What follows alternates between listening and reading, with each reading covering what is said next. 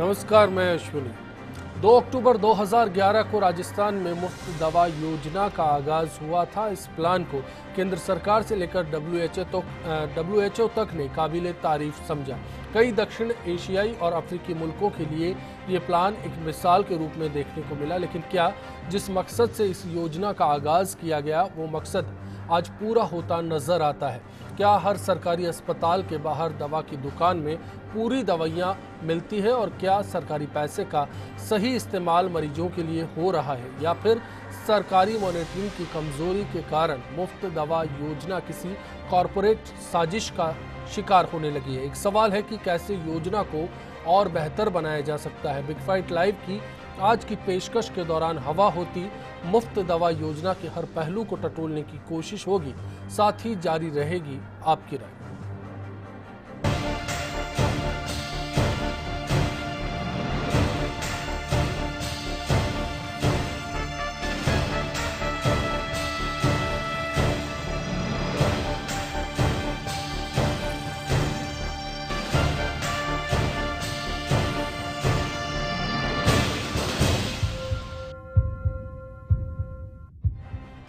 चलिए, जो सवाल है उनका रुख करते हैं और समझने की कोशिश करते हैं कि ये योजना हवा में क्यों है।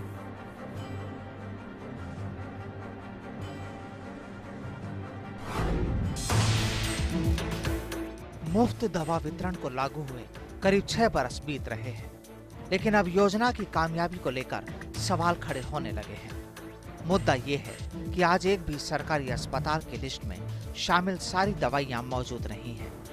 ऐसे में दवा नहीं मिलने की मोहर लगाने के बाद मरीजों को बाहर की दुकानों से भारी भरकम खर्च करके दवा लेने के लिए मजबूर किया जा रहा है। हर जिले में मुख्यमंत्री निःशुल्क दवा योजना दम तोड़ रही है। अस्पतालों में डॉक्टर्स के नजदीक निजी दवा कंपनियों के प्रतिनिधियों की खुलेआम आवाजाही देखी जा सकती है। कई जगहों पर ब्रांडेड दवा लिखने पर कंपनियां 50% तक कमीशन दे रही है, जिसका नतीजा है कि तय दवाओं से आधी ही राजकीय अस्पताल के काउंटरों पर उपलब्ध है, जबकि कुछ चिकित्सक खुलेआम ब्रांडेड दवाएं लिखने में पीछे नहीं है। जिला अस्पताल स्तर तक जारी इस खुले खेल को न कोई रोकने वाला है और न ही टोकने वाला।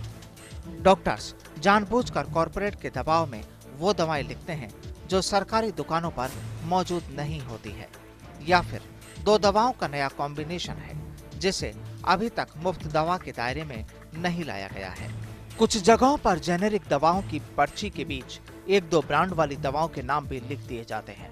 मुफ्त दवा की दुकान पर जाने के बाद फार्मासिस्ट फिर से मरीज को डॉक्टर से नई दवा लिखवाने के लिए बोलते हैं और बार बार के चक्कर से बचने की जुगत में मरीज को निजी दुकानों का रुख करना पड़ता है।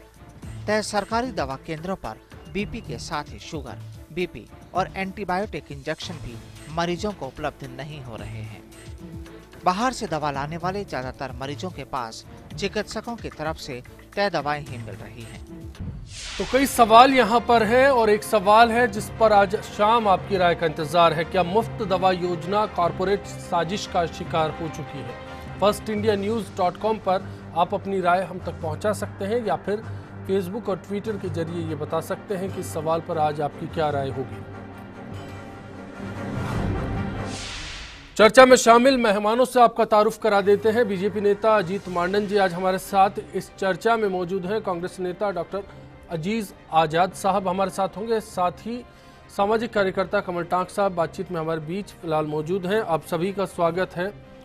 अजीत मांडन साहब, जानना चाहूँगा कि मुफ्त दवा योजना को लेकर एक दौर में तस्वीर साफ नहीं थी, फिर सरकार ने कहा बजट में इजाफा किया है, गहलोत राज में जितना मिला उससे कहीं ज़्यादा दे रहे हैं, लेकिन सूरत हाल पर अगर गौर किया जाए तो तस्वीर आज भी ठीक नहीं है, कही जाएगी, बेहतर नहीं कही जाएगी।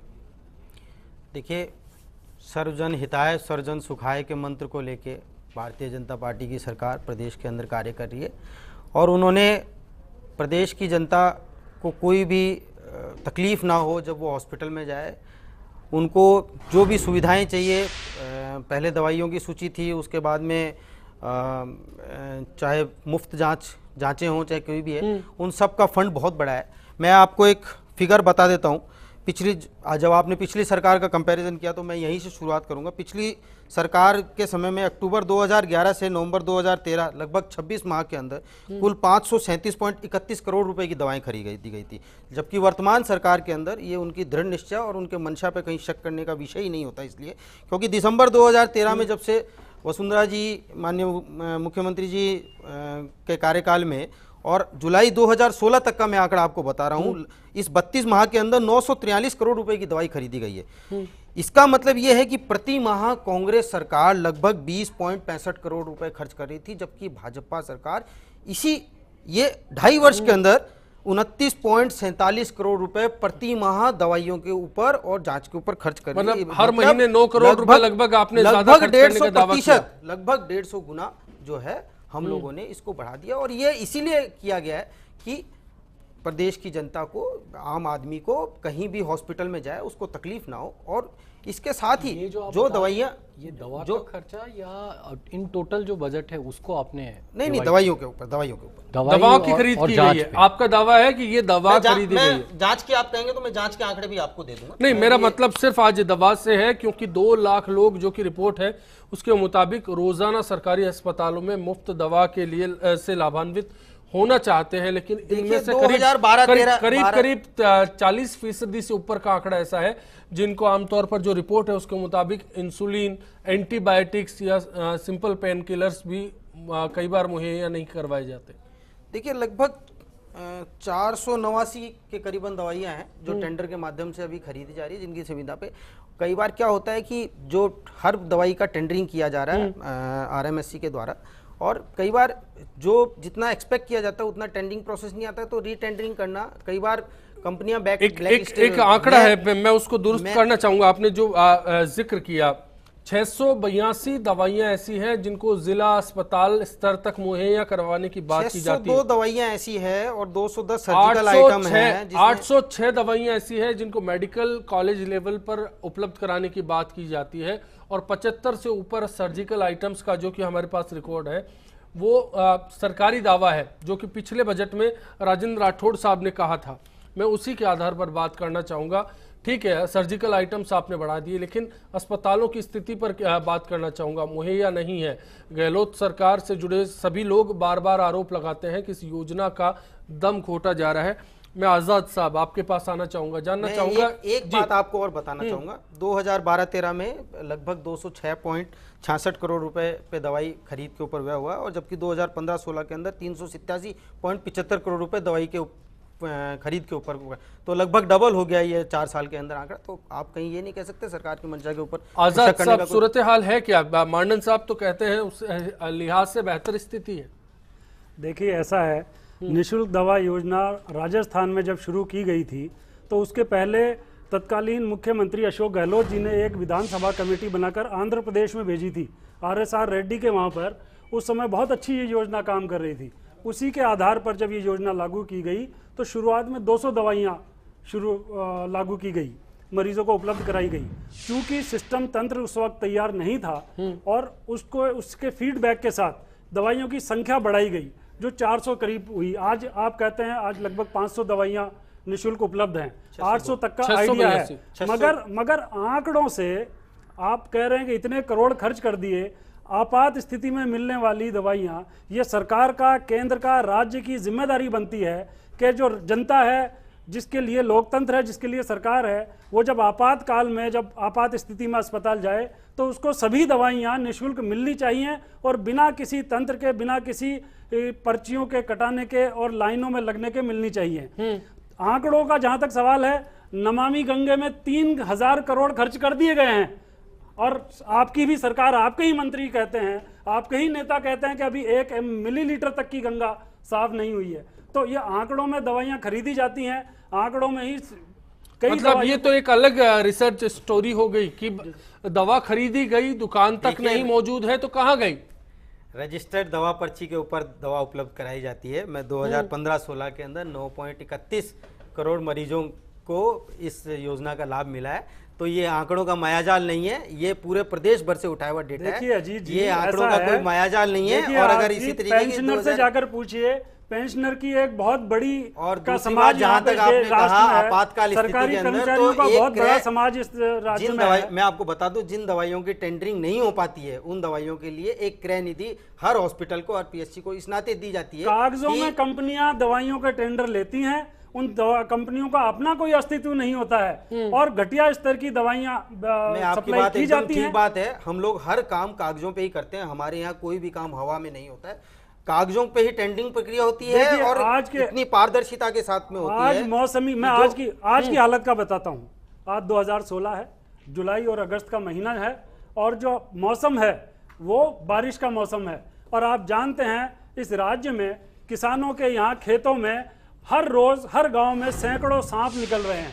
आज पूरे राजस्थान की स्थिति देख लीजिए, किसी भी जिला स्तर पर पीएचसी, सीएचसी, जिला अस्पताल में, कहीं भी बड़े बड़े अस्पतालों में एंटी स्नेक जो दवाइयां होती हैं सांप सर्पदंश के लिए, वो कहीं अवेलेबल नहीं है। अगर हैं तो आप बता दीजिए कितने खरीद हैं और कितने। ये सूरत हाल है। मैं मंडन साहब और आजाद साहब दोनों का रुख करूंगा, उससे पहले कमल ठाक साहब आपसे भी एक बात जानना चाहूंगा। जवाबदेही यात्रा आप लोगों ने बीते दिनों निकाली, उस दौरान इस बात का जिक्र किया गया कि सरकारी अस्पतालों में मुफ्त दवा के दावे हैं, लेकिन दावे ही हैं।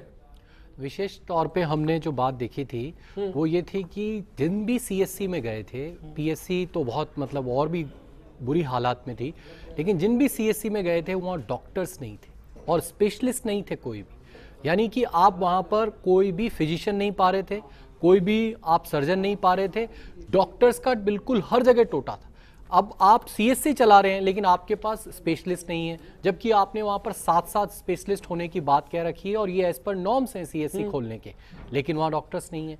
जहाँ तक रही दवाइयों की बात, तो इनकी जो दवा सिस्टम के अंदर एक सबसे बड़ी भ्रांति जो कांग्रेस सरकार से स्टार्ट हुई और इनके अंदर भी वो बदस्तूर चलती रही और उसमें डॉक्टर के पेशागर्द और बाहर के जो कॉर्पोरेट और मेडिकल वाले हैं उन्होंने मिलके ये बात तय तौर पे साबित कर दी कि जेनरिक दवाइयां हैं वो असर नहीं करती है और इन्होंने आकर डॉक्टरों को ये छूट दे दी कि आपको अगर मान लीजिए बाहर की दवा लिखनी पड़े तो लिख दो। जी, एक मैं आऊंगा, तरीके इस से पहलू आपने पर आऊंगा, रास्ता लेकिन निकाल उससे दिया। पहले इस मुद्दे पर बात करना चाहूंगा कि क्या सच में ऐसे हालात हैं कि राजस्थान में जो दवा वितरण केंद्र सरकार की ओर से बनाए गए हैं सरकारी अस्पतालों के बाहर, वहां पूरी दवाइयां आज उपलब्ध नहीं है? क्या कमल टांक साहब आप मुझसे ही कह रहे हैं? जी। देखिए, दवाई की जहां तक उपलब्धता की बात है तो इनके रिकॉर्ड में जो दवा थी वो तो हमें वहां मिली, लेकिन अब रिकॉर्ड के अंदर जो इन्होंने आपने जो आंकड़ा बताया वो बात सही है कि गैप काफी है। जो अमूमन दवाइयां वहां पर स्पेशली जो एक्स्ट्रा दवाइयां हैं जो होनी चाहिए वो कम उपलब्ध मिलती है और वो स्टॉक में कम हो जाती है और कहते हैं अभी स्टॉक में नहीं है और दूसरी लिख देते हैं। तो इस तरीके से मरीजों को तो अल्टीमेटली बाहर ही जाना पड़ता है। ये क्या पहलू है, इस पर भी बात करेंगे। चर्चा में हमारे साथ सेवारत चिकित्सक संघ की महासचिव नसरीन भारती जी भी जुड़ चुके हैं। नसरीन जी, आपका फर्स्ट इंडिया पर बिग फाइट लाइव में स्वागत है। एक सवाल है बुनियादी मुफ्त दवा वितरण को लेकर, जानना चाहूंगा कि डॉक्टर्स का तजुर्बा इसको लेकर क्या है? मुफ्त दवा योजना 2 अक्टूबर 2011 में जब से शुरू हुई है, इसका ध्येय तो बड़ा अच्छा था, सरकार ने भी गरीबों की भलाई के लिए इसको शुरू किया था, लेकिन अब धीरे धीरे, क्योंकि लगभग 5 साल हो गए इस योजना को चलते हुए, अक्टूबर में हो जाएंगे, लेकिन इसके आफ्टर इफेक्ट्स में कई चीज़ें निकल कर आई हैं। एक तो जो डीपीसी ये सेंटर बनाए हैं जो डिस्ट्रीब्यूशन के सारे, वहाँ पर ऊपर से दवा चलती है और ठेठ पीएचसी सीएचसी तक जाती है। 20,000 डीडीसी सेंटर्स हैं राजस्थान में, हाँ। सरकारी दावों के मुताबिक, जहां दवा मिलनी चाहिए, और लेकिन क्या पूरी मिलती है? दवाइयाँ, ऐसा नहीं है कि दवाइयाँ हमेशा उपलब्ध हों, दवाइयाँ कम होती रहती हैं, आती रहती हैं, जाती रहती हैं, लेकिन कई बार स्टॉक कई चीज़ों का ख़त्म भी हो जाता है, तो फिर पेशेंट को तो दवा लिख के देनी ही होती है, फिर पेशेंट को वहाँ अनुपलब्ध की मोहर लग जाती है, फिर उसके बाद वो बाहर जाके अगर गवर्नमेंट वाला है तो एनएसी ले लेता है और नहीं है तो ऐसे खरीद लेता है मेडिकल स्टोर से। तो ये मतलब एक बहुत एम अच्छा था, लेकिन उसके इम्प्लीमेंटेशन में थोड़ा सा मतलब है प्रॉब्लम। एक पहलू पर गौर कर सकते हैं कि मॉनिटरिंग का जो काम होना चाहिए वहां पर क्या लापरवाही का आलम है। ब्रेक के लिए रुकते हैं, ब्रेक के बाद लौटेंगे, इसी पहलू पर चर्चा करेंगे और समझना चाहेंगे कि इसके पीछे का माजरा क्या है।